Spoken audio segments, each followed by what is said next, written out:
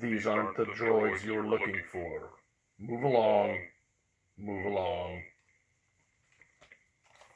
Happy Star Wars Day, everybody. Or, depending on what day you're watching this, maybe belated Happy Star Wars Day, but hey, may the 4th be with you. I've got my Millennium Falcon shirt on today. Now, believe it or not, I start out with the Stormtrooper mask for a reason. Believe it or not, Star Wars actually has a lot of World War II references in it. Some of Adolf Hitler's soldiers, foot soldiers, in his special forces, the SS, were referred to as stormtroopers. Darth Vader's helmet itself is actually modeled after a German army helmet. So there's a lot of layers of Star Wars, especially between the light side, right, representing mostly like the Allies, and of course the dark side, all right, which would be Darth Vader, all right, and his minions. So art sometimes imitates life, sometimes life imitates art. But again, these themes are things that I want to talk to you about today. So as we get started here, I want you guys to remember that the assignment that I gave you today, if you haven't yet, go ahead and copy and paste that information into a Word document or into an email, and then split the screens like I went through last time, minimize and drag and things like that, and then you can just type in the answers as we go along. Don't worry about studying so much. Your quiz tomorrow is a quiz in quotes, and I'll give you more information about that tomorrow. It'll basically be follow along and make sure you're thinking about these answers. Okay? So, without any further ado, what are you laughing at, Chewie? Watch the language. There's kids around. Why don't you just go cool off over there? Okay, so before Chewie tears my arms off, let's get started here, okay? Today, World War II, Part 1. Here we go. Now, let me go ahead and get the right screen up here. There's threats to peace all through Europe at the time that we're studying. If you remember last week when we were talking about World War I, right, when the World War I came to an end, there was a very important peace treaty that was signed in Europe. And that treaty was called the Treaty of Versailles. Now, I'm going to start our lesson with that today because a lot of people think the Treaty of Versailles may have actually started World War II. So it's interesting, right? The peace treaty ends World War I officially, but some people argue it starts World War II. Here's the reasons why. In the Treaty of Versailles, you need a scapegoat, and in this case, Germany was forced to take the blame for starting World War I. Now, that's not entirely accurate. Now, Germany was building a huge army. That's where the militarism and the nationalism came in, right? But it wasn't all Germany's fault, so to speak, right? A Serbian assassin killed an Austria-Hungarian prince, and that plunged the domino effect of the world into war.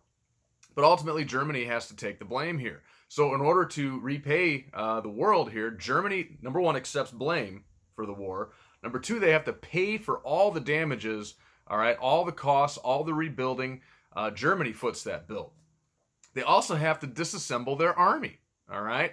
This leads to an absolute collapse in the country of Germany. Economically, militarily, they have no power anymore. They've been stripped of everything. It's embarrassing, and it's a country that is at odds with itself. It is desperate, and this is where an individual will soon seize power. We'll talk about that guy in a few minutes if you haven't already figured out who that might be. One of the other things I want to talk about today is communism. Okay, communism was a form of government that really started to gain some notoriety and a lot of mobility in the early 1900s, right around the time World War I broke out. All right, there was a huge revolution in Russia, the Bolshevik Revolution. It was a worker party revolution led by a man named Vladimir Lenin, among many others. This form of radical government, communism, was appealing to people in Russia because they had nothing. Communism is a scary form of government because that's where the government owns and controls everything, all aspects of life, all property. You do not own the phone you are on. You do not own the home that you are living in. It feeds that concept of what America was trying to work against when we established our nation, not necessarily against communism, more against a corrupt monarchy. But the idea is here in America, with our clinging to our individual liberties and our freedoms and our individual rights, one of the questions I always ask my 8th graders is, if the government can give you something, what also can the government do? And the answer is, if the government can give you something, they also then can take it away. And that's where communism starts to kind of overreach its steps in government. So, for example, no freedom, no personal property. Governments, businesses are all government controlled. All right. At the time, all right, between World War I and World War II, Russia had implemented communism. Communism was starting to spread to Southeast Asia, primarily China, where it eventually got a foothold. Communism was also starting to bleed into Europe a bit. All right, so that made people, at least in Europe, think about this and ponder, is this something that we want to go forward to? Now, why would people do that? All right, this was a world where monarchies and things like that were the system of control. Well, enter a economic recession. In this case, a Great Depression. The Great Depression was a global economic crisis that started in about the year 1929 in the United States. Some could argue it was worldwide from the end of World War I all the way through the end of World War II. But it's a global economic crisis. What really plunges us into danger is when the United States stock market crashes. All right, that happened on October 29th, 1929. It was a Tuesday, and therefore it's referred to as Black Tuesday. Not Black Friday, not Cyber Wednesday. All right, this one's a whole lot scarier. Black Tuesday is when the United States stock market absolutely collapsed. The Dow Jones dropped 500 points, and some very scary things started happening. And there's a reason now that we have the regulations in place that we have, like the FDIC and things like that, and I'll explain that in a sec. But basically what happened during the Great Depression in America, when the stock markets collapsed after Black Tuesday, banks failed. The U.S. then, in a panic, stopped loaning money to Europe. We, since the end of World War I, were pretty financially stable. We had a roaring 20s, we called it, where in the 1920s in America, we couldn't lose money, okay? And people got a little irresponsible with that. But we had so much money to give, we were helping loan money to Europe to help Europe get back on their feet. Well, when our stock market collapses, we don't have the cash to do that anymore, so we stopped loaning money to Europe. As a result, Europe collapses, all right? And when Europe collapses, the U.S. really starts to struggle, right? Because now Europe is floundering, we're broke, and this is when people in the country started to panic, right? Ronald Reagan once said, a recession is when your neighbor loses their job. A depression is when you lose yours. And this is kind of the case. I remember hearing stories from my grandparents and great-grandparents. You know, I know people that lived through this, and I can account for this. There were times where people would go to the bank, right, during the Depression, and when they realized that the stock market had collapsed, they went to the bank because a lot of responsible people had savings accounts. So when they went to the banks to go cash in on their savings and say, hey, you know what, I just got laid off from my job. You know I got a couple $1,000s in here. I'd like to pull that out of my savings, and then I can live on that until, we get back on our feet. And the banks would have to look at these people and say, we're sorry, we don't have your money. See, what was happening is the banks were loaning out money to businesses irresponsibly and now illegally. And the banks were able to do that. They had no restrictions. That's where the FDIC comes in. The Federal Deposit Insurance Corporation comes in and says, hey, you cannot loan out people's money, and if you default on a person's loan, you have to pay them back. That wasn't in place back then, and this led to a lot of distrust in the United States. Now, this is a perfect storm, as one might say. This is a very famous painting, or picture, I should say, taken by a photographer artist named Dorothea Lange. It's titled Migrant Mother. And this is really the face of the United States Great Depression. It's a mother looking off into the distance. Her children are hiding their eyes. They're sad, they're hungry, and they don't know what the future looks like. And the mother is trying to be strong, looking ahead, but even she's pondering, what is life going to be like after this? Pretty poignant, huh? Does that hit home? Guys, we're in one of those situations here. Times were tough, and this generation of people became known as America's greatest generation because they survived the Great Depression. Not only did the stock markets collapse, there were bread lines. People had to wait for a day's wage. They would line up at the harbors in New York City and Chicago. They would walk to the steel mills in Hammond and Gary and Pittsburgh and anywhere else, Youngstown, Ohio, and they would stand outside the gates of these factories and wait their turn to get hired for one day's work. No guaranteed contracts, nothing. No health insurance. You work today, and you get paid for today. And a lot of those guys got turned away. This is an interesting picture too. It says, if you can see it, it says, America, no better way than the American way. Highest standard of living in the world. And yet there's that billboard, and there is a line of people waiting to get free bread and soup at a local soup kitchen because they can't afford to cook their own meals.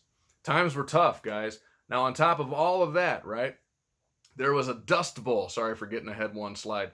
There was a dust bowl out in the American Midwest. All of the soil that the farmers had turned over all the years, there was a drought that lasted a couple of years. As winds picked up, it actually picked up all of the good soil, all right, and brought it up into the atmosphere, and it pushed it out, and it robbed the soil of all of the good farming soil. It therefore created a drought. They couldn't grow crops anymore. Now, American farms were starting to fail.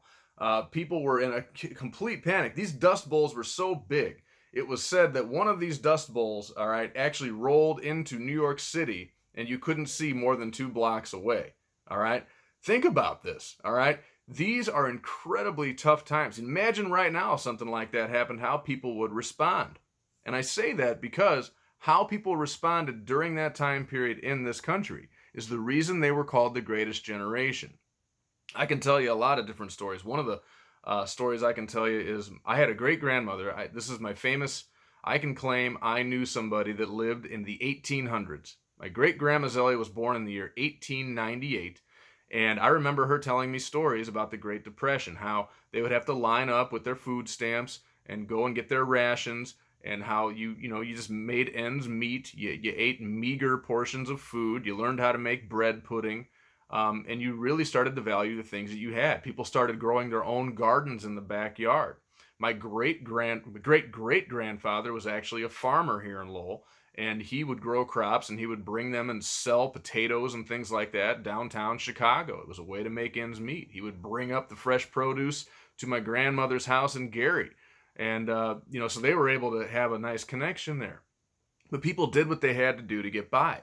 We can look back at generations like this and maybe take some advice from them. When times are tough, you have to kind of understand what you need versus what you want.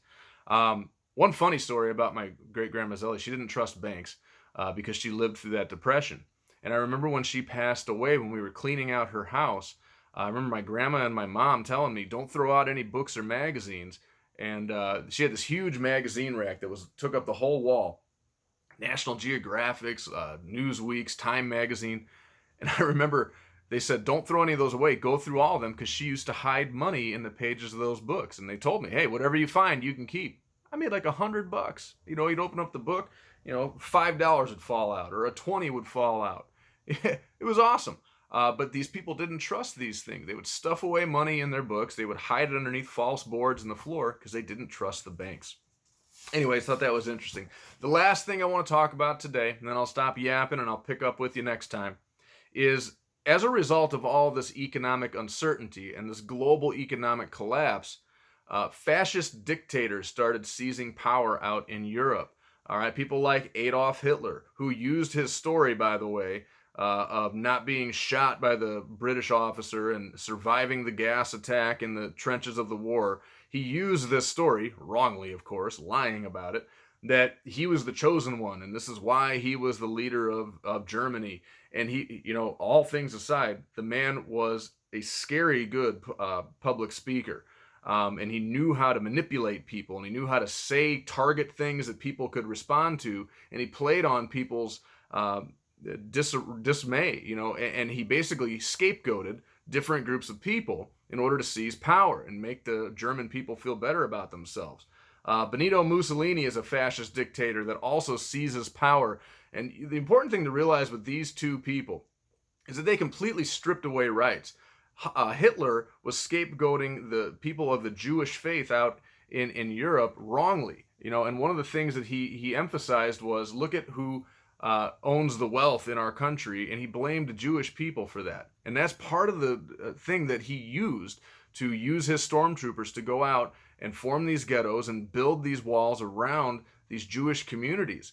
He scapegoated in a prejudiced way a group of people And the scary thing is that nobody intervened and got in the way of this. The even scarier thing is that he was able to do this pretty much under the radar of the world. It leads me to our last quote here from my great-grandfather, Clark Brownell, my Grandma Zellie's husband. I don't know if you can read that or not. But what it says is, madness in great ones must not go untouched. I remember finding that quote in my great-grandfather's yearbook. He graduated from Lowell High School in the year 1914. No, I take that back, 1917.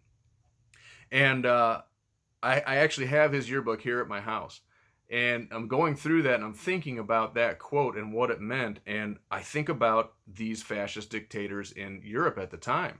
You know, there were rumors going around of what Hitler was up to. There were rumors going around of what people in Europe were going through. There was rumors that Japan was starting an imperial empire and they wanted the sun to never set. There were rumors that the Japanese and the Germans were in discussion, that the Nazis were bent on taking over the world.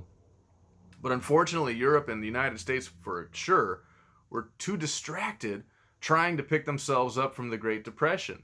It just goes to show you that sometimes when you see something like that in the world, you know, what do we teach you?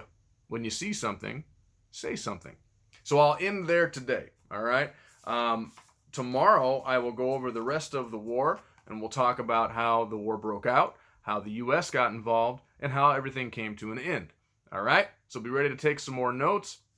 I will go through all the answers next class period. All right? Until then, hang in there.